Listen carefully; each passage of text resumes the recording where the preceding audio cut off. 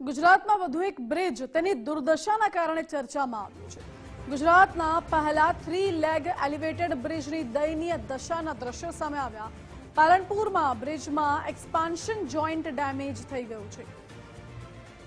Expansion joint તૂટી જતા bridge હાલ તો અવરજવર માટે બંધ કરાયો છે। સુરક્ષાના કારણોસર બ્રિજ પર વાહન વ્યવહાર બંધ કરાયો। આબુ અંબાજી જવા બ્રિજ પરથી વાહનોને જવાની મનાઈ છે। પાલનપુરમાં જમીનથી 17 ફૂટ ઊંચો 3 લેગ એલિવેટેડ બ્રિજ હજુ હાલમાં જ તૈયાર કરાઈને ખુલ્લો મુકાયો અને ખુલ્લો મુકાતા જ બ્રિજ ફરી એકવાર ડેમેજ થઈ ગયું। ભારતમાં બીજા ક્રમે પાલનપુરનો આ 3 લેગ એલિવેટેડ બ્રિજ આવે છે અને તેની કામગીરીમાં કેટલા હદે ભ્રષ્ટાચાર થયો છે એના આ જાગતા પુરાવા છે।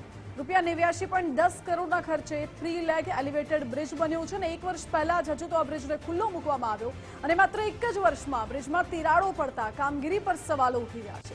બ્રિજના નિર્માણ વખતે દુર્ઘટના સર્જાતા 2ના મૃત્યુ પણ થયા હતા। જોકે રિપેરિંગ કામ કેટલા દિવસ સુધી હવે ચાલશે તે નક્કી નથી।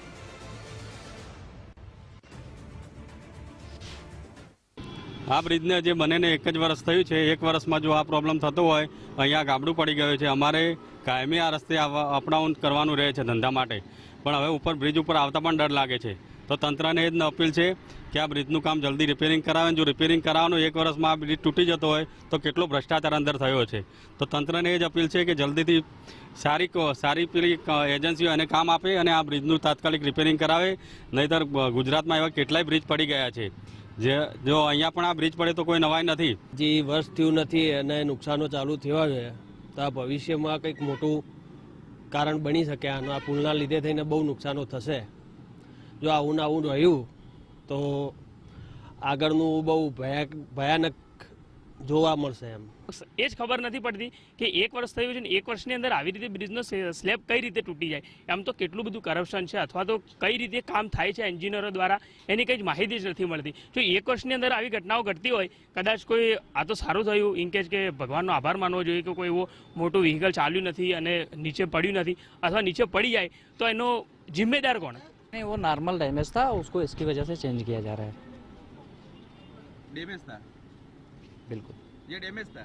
नहीं, वो नॉर्मल वहाँ पे एक बिल्डिंग का था तो उसको हम क्या लोगों था? ने वेल्डिंग का क्या था उसमें? बिल्डिंग का उसमें कुछ नहीं है, एक बिल्डिंग निकल गया था तो उसकी वजह से थोड़ा सा रिप्लेसमेंट आता है, इसकी वजह से इसको चेंज कर रहे हैं। પાલનપુર આરટીઓ સર્કલ પર આવેલો એલિવેટેડ બ્રિજ ક્ષતિગ્રસ્ત થયા હોવાનું સામે આવ્યું છે। ત્યારે આપ આ જોઈ શકો છો કે પાલનપુરની અંદર આરટીઓ સર્કલ પર જે આવેલો જે આ એલિવેટેડ બ્રિજ છે, આ એલિવેટેડ બ્રિજને બનાવે 2 વર્ષ જેટલો સમયગાળો હજુ સુધી થયો નથી। એટલે 1 થી 1.5 વર્ષ આ બ્રિજને શરૂ કરે થયો હતો। માનનીય શ્રી ગુજરાત વિધાનસભાના અધ્યક્ષ શંકરભાઈ ચૌધરીના હસ્તે આનું લોકાર્પણ કરવામાં આવ્યું હતું, પરંતુ કહી શકાય કે જે આ બ્રિજ છે ક્ષતિગ્રસ્ત થયો છે। આપ દ્રશ્યોમાં જોઈ શકો છો કે આ બ્રિજને અત્યારે જે કહી શકાય કે આનું રિપેરિંગ કામ શરૂ છે।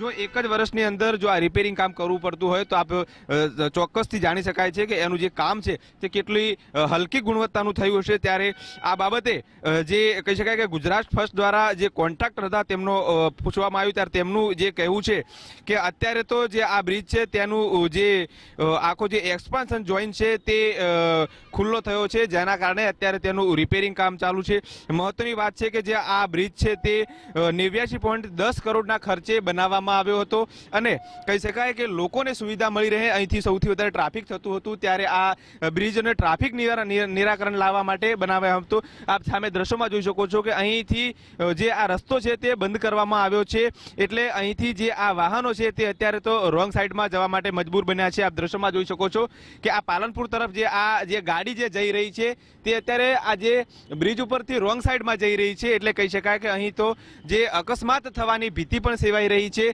મહત્વની વાત છે કે જે પ્રકારે કરોડોના ખર્ચે બ્રિજ તો બનાવ્યા, પરંતુ હજુ જે સંકટ છે તે પાલનપુરના ઉપરથી ટળ્યું નથી। એટલે ક્યાંક ને ક્યાંક લોકોમાં પણ આક્રોશ છે કે તાત્કાલિક ધોરણે આનું સમારકામ કરીને બ્રિજ શરૂ કરવામાં આવે અને જે પણ કોન્ટ્રાક્ટર જે પણ કંપનીએ જે કામ કર્યું છે એને બ્લેકલિસ્ટ કરવામાં આવે, આવી કંપનીઓને કામ ના સોંપવામાં આવે તેવું અત્યારે તો આ વિસ્તારના લોકો છે તે માંગ કરી રહ્યા છે।